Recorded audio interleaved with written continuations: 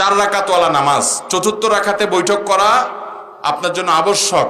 শেষ বৈঠকে সেটা না করে আপনি দাঁড়ায় গেছেন, মনে নাই 3 নম্বর রাকাত মনে করে দাঁড়ায় গেছেন, এরপর আপনি জানলেন না এটা তো 4 নম্বর রাকাত ছিল, তাহলে আপনি ফিরে এসে বসবেন এবং সিজদায়ে সাহু দিয়ে নামাজ শেষ করবেন, নামাজ হয়ে যাবে। আপনি যেখানে থাকেন দাঁড়ানোর পরে মনে হয়েছে ওই অবস্থায় বসে যাবেন, যেহেতু 4 নম্বর রাকাত এটা শেষ রাকাত, তাহলে সেক্ষেত্রে দাঁড়ায় গেছেন, বসে আত্মীয়তার পরে সিজদায়ে সাহু দিয়ে নামাজ পড়বেন, নামাজ হয়ে যাবে।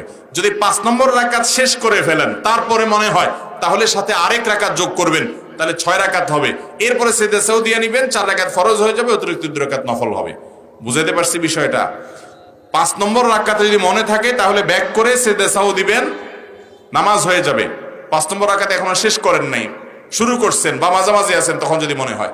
আর যদি 5 নম্বর রাকাত শেষ হয়ে যায় তারপরে মনে হয়, তাহলে আরো 1 রাকাত প্লাস করবেন, তাহলে 6 রাকাত হবে।